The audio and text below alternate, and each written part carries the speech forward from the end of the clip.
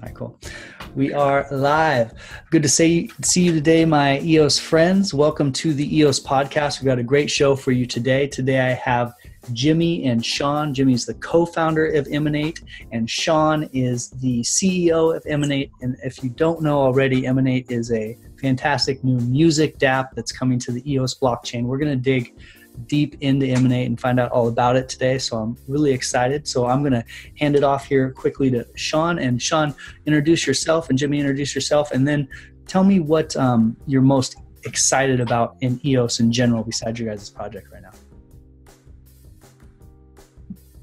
Yeah, cool. Thanks. So yeah, I'm Sean Gardner. I'm the co-founder and CEO of Emanate, along with Jimi, and Trent is our other co-founder.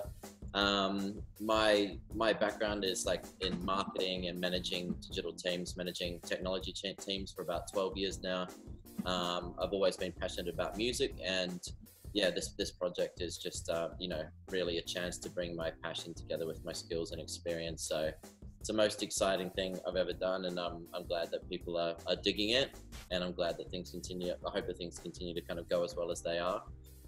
In terms of what I'm most excited about with EOS, it's got to be the kind of governance stuff that's emerging. That a lot of the stuff that Thomas Cox talks about with trying to have EOS recognized as kind of a self-sovereign, borderless digital state. All aspects of decentralized governance interest me, and I think for us it's particularly interesting when you look at what needs to change in the music industry and how more smoothly things could run if with like borderless jurisdiction when it comes to music rights and resolving disputes and that sort of thing. So definitely the decentralized governance aspect for me. I'm Jimi, as mentioned, co-founder, and my background's all in music. For the last 10 years, I've done every pocket of music, really. I started with promotion, then moved into production, then DJing, then radio creation on major stations here in Australia for high-profile artists, as well as engineering, production services, songwriting, and TV and film syncs. So a big range of involvement there. In terms of what I'm most excited about EOS, I think for me, and looking from my background as an artist and a musician, is I guess the possibilities of real-time payments. Something that we're building and trying to serve to the community to adapt or adopt, as well as I guess digital trust, right? And the scalability in which EOS can expand. Really, that's the excitement for me. And I think for a lot of musicians, once they really start to understand the crux of it all. Yeah, what you guys are saying there, and what everyone's excited about, it seems to fit really well with what Emanate's doing, which we'll kind of get into what the app or the DApp actually is. But with the governance, it's the perfect fit, because he mentioned the dispute resolution and solving these problems, that if it's code is law, maybe that's not such a that strict fit wouldn't work with music, because you have so many people working together, so many little issues. You almost need that governance layer. So it sounds like it's really, EOS is a perfect fit for Emanate and what you guys are trying to do. That's good. That's cool. What's interesting is it has the potential to bring a system into the industry that just creates a bit more of a level playing field, and aligning incentives a lot more, because as you know, if you look at the legacy system, there is a lot of value within the players that exist at the moment. It's just something that can be part of a unity and I guess a bigger vision of keeping things fair and a bit more transparent. Yeah. In the music industry, there's just so much lost revenue, and that's mostly because of like geographically based PROs, like royalty collection agencies. And if you're not registered with all of those different PROs, then you miss out on royalties that come from public performance rights. And I think if there was one place where your music could be streamed from, and there was one digital jurisdiction to collect that revenue through, then it'll be a different story. Yeah. Well, let's cut right to it. Why don't you give kind of a brief description of what Emanate is and how it solves these problems in the music industry? Yeah. So, I mean, it's in a way, it is much more than a DApp. Like a DApp sounds like something you can just kind of download on your phone and, away you go. Emanate's quite a lot bigger than that. The core components of it are smart contract-based collaborations between artists. That will start off as simply sort of two artists that have never met each other can get together and easily make music together without fear of being ripped off. And then it will evolve into sort of a marketplace where you can just access other people's parts and rapidly work with them, and then equally as rapidly publish that music and monetize it directly with your fans and get paid for the first play really, really quickly for something that's not even a final release. So a little bit different to, say, Spotify, where you tend to only upload like a polished track or an album or something like that. Artists can just upload sketches or edits or acoustic covers or whatever, and get paid for the content that's consumed. And so that's kind of the collaboration layer and the monetization layer. And then beyond that, we're going to open it all up through APIs and SDKs and enable the audio to be consumed into a lot of different third-party applications. Cool. So let's unpack each of those parts a little bit and start with the collaboration. It sounds like, so if I play guitar and I've got a riff that I want to put down, I can put that riff onto the blockchain, and then someone maybe in Australia where you guys are can add the drums to it or something. But then how does that look, and how do we negotiate, and how do we get paid, and how's that collaboration work? Yeah, so I mean, one of the biggest things for artists is when they do collaborate, they do face the challenge of trust. We all want to think that we can trust whoever we've met, but sometimes we're put in a room with someone that we've never met before, and it gets very washy and messy, and there's not a lot of clarity around exactly the right amount of percentages that should be distributed for. You got a song, and if it's a pie, it's cut into different sections and divvied out into different percentages, and sometimes, you can bake that pie and someone else can come in and add some ingredients. So it's forever evolving. I think one of the benefits to blockchain is you can, you can log your sessions, right? And so you can say who's involved, when it was published, who engineered it, what sounds were used. And then there's a log there that, is obviously can't be changed. So you can build upon it and follow the history of a track. In terms of the percentages put on digital assets or those audio assets, it really will be up to the owner. So I might, when we use this example quite often, if I had an a cappella that was part of an original piece of mine, I could then make that available in my collaborations section on Emanate, make that available and say, look, anyone can come and use this. However, I want X amount of percentage from the newly derived work. And as long as it's published back on Emanate, the contract will be activated, and when that song's played, and the royalties will be split automatically and just about in real time. So if that paints a picture and answers your question, that's what we're going for. Yeah. Yeah, that does paint a picture. And then, so what's it look like? So if you make that a cappella song, and then someone adds, music to it, then how's it look like on the consumer end? Who listens to it, or does it go through a recording? Yeah. It'll be published and put forward to the listening platform that we've got, which will just be, similar to a Spotify or a SoundCloud type platform. And it'll just be like a remix or an edit or a new version of the song that's just listenable. So initially, it's an alternative way for people to monetize their music. And then as the platform matures, we'll try to integrate with more and more different existing music industry services. So, you can't kind of just come in and disrupt the industry and get all of these different channels to integrate with your technology and expect that to be an easy market entry strategy. So our strategy is to provide an alternative monetization means, and then to start to integrate with more and more different services. So yeah, you could do a smart collaboration through Emanate and publish it and split the rewards fairly. But then if one of those artists went and, you know, put it up on the radio without consulting the other one and never sent any share back to them, then that would be on them. But eventually we would like to be able to integrate with radio services, and that's just one example. Okay. So that's the bigger picture, is that hopefully it grows to some point where you're connecting through things, possibly other applications as well that are streaming music applications.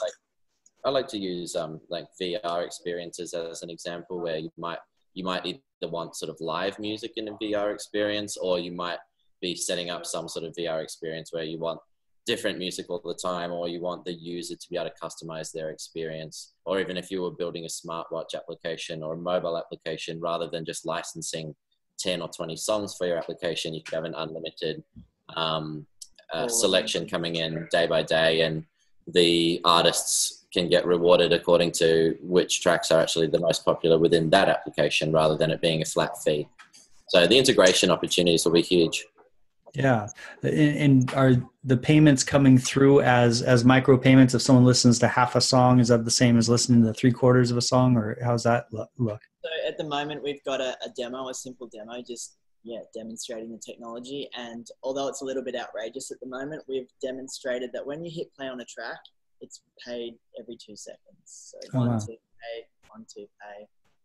And as Sean said in just the other week, you know, that might be a little bit ridiculous. We might scale that back to 10 seconds or 1 minute. But what is exciting is that EOS provides this platform and makes it actually possible.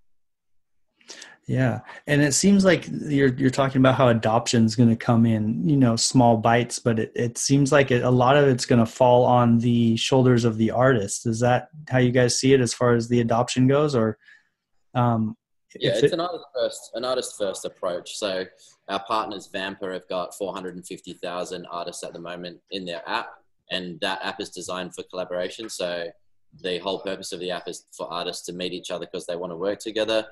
Emanate's going to provide them with essentially the plumbing, the infrastructure to actually do those collaborations and rapidly monetize them. They're growing massively every day, so they should have over 1 million users next year. And we're going to make it as easy as possible for those users to jump onto Emanate, hopefully like a single sign-on, kind of one-click type solution. And we figure, you know, you can't market to listeners if there's no music, and a sure way to get listeners is to try and get 500,000 or so artists on board really quickly. And those artists are going to have between 10 and, you know, 1 million fans to bring with them. So I think it's a natural progression just to give artists a better place to publish their creativity, better alternative to SoundCloud, an easier alternative to Spotify. I'm sure they'll still publish work on Spotify and SoundCloud, but we believe they'll drive their fans to Emanate when they first drop something new. And their loyal fans should follow. So the numbers start to add up when you think about those small or medium-sized or big groups of listeners that should follow their favorite artists. I think one important thing to add is that, you know, although we are talking about the artists here, you know, listeners will be able to monetize playlists, and influencers will be able to come on and be rewarded for providing value into our community and our ecosystem. So I think, once people start to really understand what's going on here, it's really exciting, and I'm sure that, people are going to want to use it. Yeah. How's that type of, how do the incentives work there with, let's say, someone creating a really good playlist, and how they're monetized? Or everything in the token economy is designed around rewarding people who contribute to the network. So passive listeners who just listen to music but don't do anything else will not earn any rewards. You don't get paid to listen. But if you're creating playlists, you're adding value, you're contributing to the network, so you should get some cut of that. Where that money comes from is for every dollar that comes through the Emanate ecosystem, 85 cents goes directly to the artists, and then 15 cents that's left goes into like a community pool, and that community pool pays people that are hosting nodes, pays labels, pays playlisters, and also supports the development of the platform, the marketing of the platform, and so forth. And we've run some pretty conservative numbers, and we believe by 2023, the incoming revenue into the ecosystem could be over $300 million. And so, 15% of that is like $45 million in the pool that can be distributed to all of those different people on an annual basis. So, and that's not looking at a huge chunk of the music industry. That's really, really conservative. So, there'll be some real rewards to be earned, and there'll be really good money going to the artists as well. And that's possible because it's so autonomous. It's completely different to a centralized streaming platform like Apple Music or something like that, where there's so many other overheads to cover. Yeah, and there's a kind of hidden big idea in there that I've seen coming up with a lot of these blockchain projects, and it's the idea of either the viewer or the listener having an active role in the media. And so the video game DApp BitJoy, which is they're looking at being able, people watching Twitch being able to interact with the video game, but this has kind of that same feel. If people can now all of a sudden interact with making their playlists, they're not making the music, but they appreciate some aspect of the music and they're adding value and they're getting paid for it. That's that interaction, that deeper level of interaction with fans is going to be a really hidden, important part of this. That's cool. I like that. Definitely, yeah. And like when it comes to decentralized storage solutions and that sort of thing, music producers have pretty powerful computers in their homes. And we're going to need a big network of IPFS type storage. So, you might have artists out there who don't earn a great deal of income from their music because they're still honing their craft or whatever. But they might have the technical skills to run a couple of IPFS nodes on their computer and earn a relatively passive income from that, just to help drive forward their craft, and to help support the network and be rewarded for it. So it's a totally new way of doing things. And sometimes I just refer to Emanate as EOS for the music industry. And, the way that EOS is set up and the way that it's launched, the way that block producers get rewarded for supporting the network, even if they're not in the top 21, kind of shows the way that people can be a part of this decentralized entity without it actually being a business, without it actually being a corporation. And yeah, that's what we're going for with Emanate. We've got a company that's building this software, that's launching it, but it's a community project. It's decentralized governance, and over time we'll have less and less control over what happens within it. Yeah, and another reason that's great is because the music industry is traditionally the kind of this feast or famine type of job. I mean, you're either making it in music or you're the classic starving musician. And there's, as you guys put it in your explainer video, there's basically a lack of a middle class for musicians. And another thing that Emanate does, which is cool, is adds these kind of intermediary roles where possibly, like you said, someone's still developing their skills, but maybe they're running a node or maybe they're making playlists while they continue music. So they're getting some reward for getting to continue being involved with music, and then at some point, hopefully making money on their actual music. But it bolsters that middle class a lot, which is cool.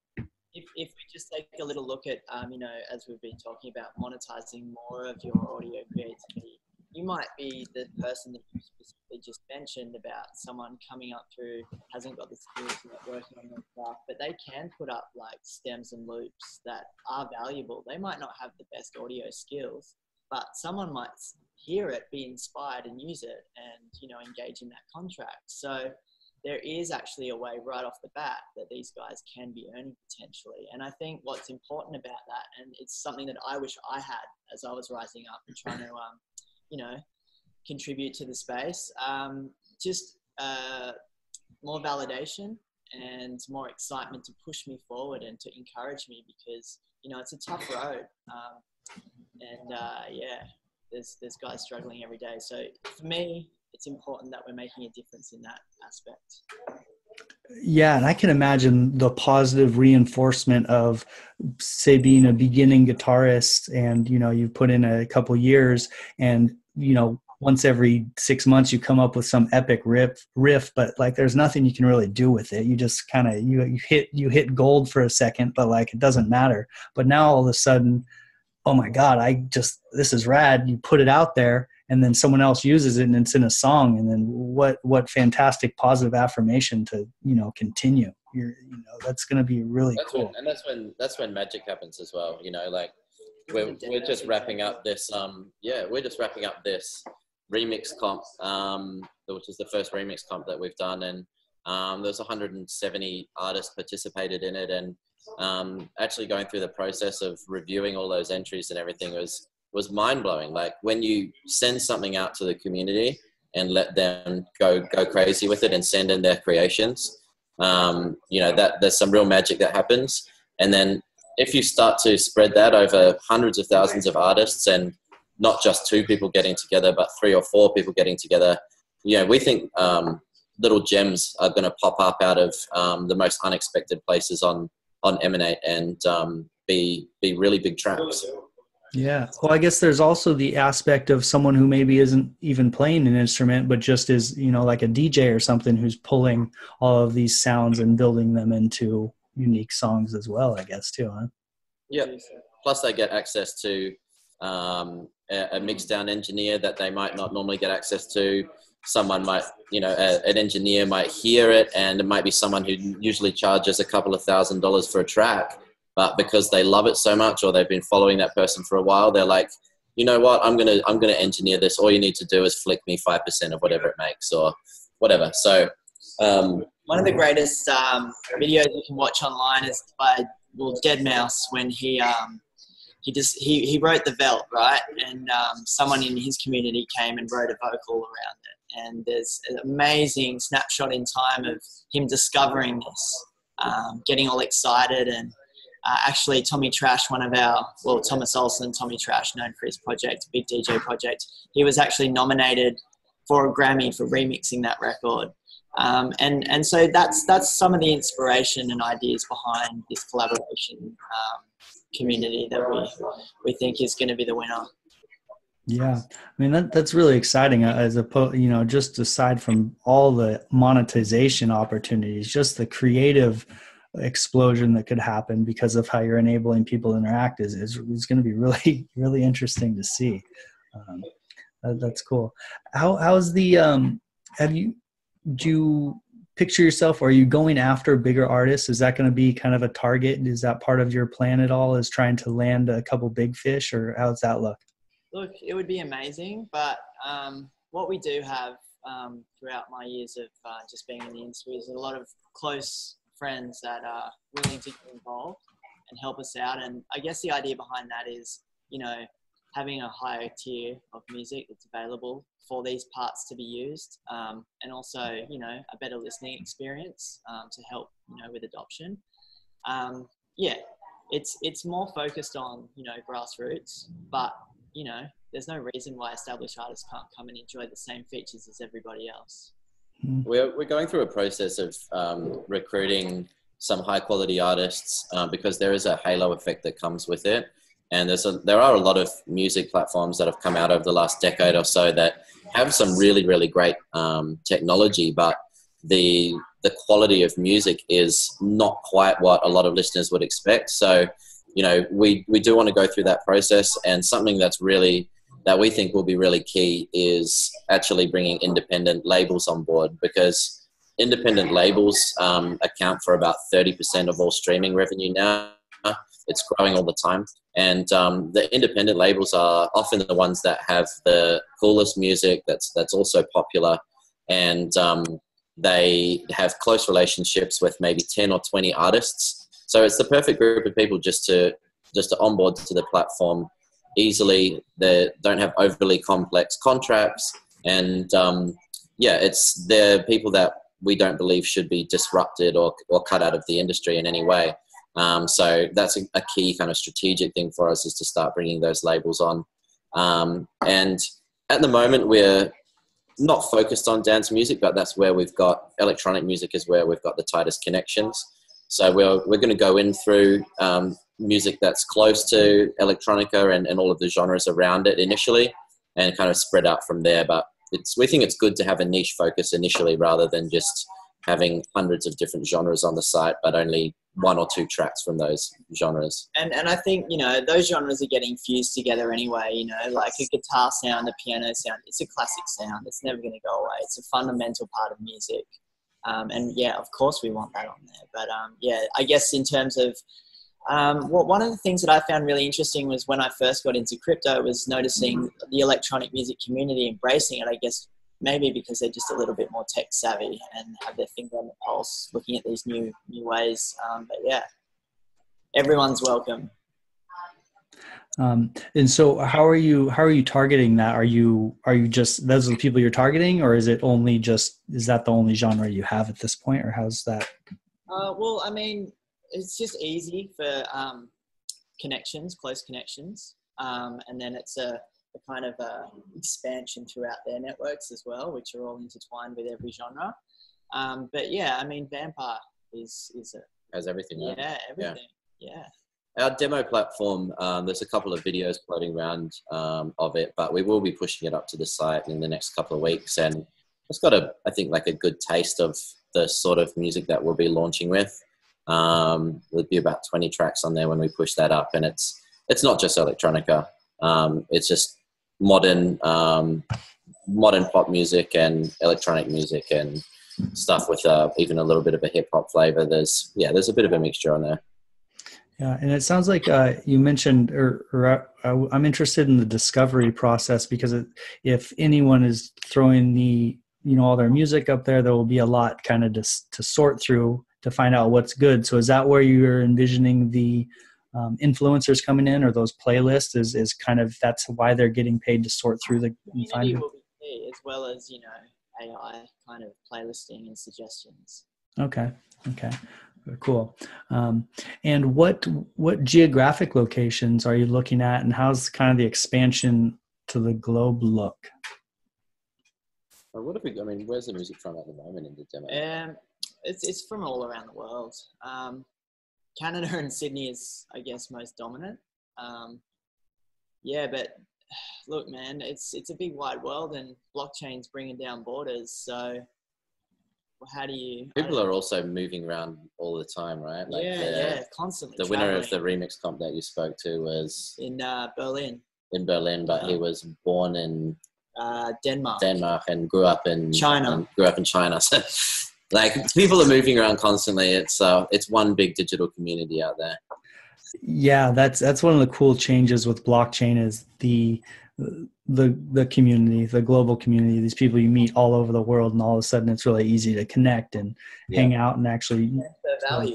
Yeah, it's going to be that's another fun thing that we'll see from this is possible mashups of different types of music that never would have really interacted before, and people getting real creative with that. So that could be cool. So what's next, and what's on the roadmap for you guys from this point on? So we're going to, in terms of the technology, we'll deploy this demo, and we'll probably do one more sort of sprint, like 4-week or so sprint, to deploy one more set of features to the demo before we go into development mode, preparing for the alpha release. So the alpha platform release early next year will be, that's when the real tokens will get integrated. That's when any artist will be able to come and upload their work and start getting paid for it. It won't have all of the bells and whistles of the end vision, but we want to keep doing regular deployments and keep delivering updates to the platform. So that's going to be rolling out early next year. In between now and then, we're just focused on raising a bit more capital to speed the whole process up, make some more dev team hires, some more designer hires, community managers, all that sort of thing. We will be opening up like a platform pre-sale where people can come and purchase tokens so that they can use the platform. Just keep building the community, keep getting artists on board, and just more of what we've been doing, really. Yeah, absolutely. Well, as we start to wind down here, do you guys have any final thoughts or anything like little parts of Emanate you feel like you'd like to mention or talk about? No, not really. I think, the people that are watching the podcast are probably EOS fans. And I just want to say, keep spreading the word. Just because the market's down doesn't mean great things aren't happening. And, let people know that it's about so much more than just crypto and software development. This is about politics. It's about sociology. It's about community. There's so many exciting things in this world to kind of get involved with. And for me personally, even outside of the Emanate stuff, it's, just been one of the most interesting things that I've ever been involved with. And it's connected me with so many new friends. And it's a great thing, and we just have to keep pushing it forward. Yeah, absolutely. I mean, EOS has been a really fun journey for me. I started with Bitcoin and then headed over to Ethereum and then BitShares and Steemit. And now EOS is kind of a lot of things have come together with this blockchain that make it, it's just a really interesting time to be a part of it. So I'm having a blast as well. So yeah. Cool. Well, I appreciate you guys, Jimmy and Sean, for coming on the EOS podcast, and Emanate sounds like it's going to be one to really follow. And I'm excited about it. This is one of the ones I'm most excited about. That's why I reached out to you guys, and I can't wait to see what happens next. So thanks for coming on the show, guys. Thanks so much, man. I'll just say, please come and join the conversation by jumping in our Telegram or looking at our website, emanate.live. And there's all the social links where you can follow us up in the top right corner. And we're always around, active on the channel. So if anyone's got any questions or ideas or contributions, please just let us know. We're here to listen. Cool. So you guys have an active Telegram channel, and I'll put the your Telegram channel, and I'll put the website where eventually they'll be able to see the demo in the show notes. So if you guys are listening, go check out and you have cool ideas, which you probably do after listening to this, go drop by the Telegram channel and say what's up to these guys. So, all right. Well, farewell, my EOS friends, and thanks for coming on the show, guys. Thank you. Yeah. The money is not the prime asset in life. Time is, and your time is just a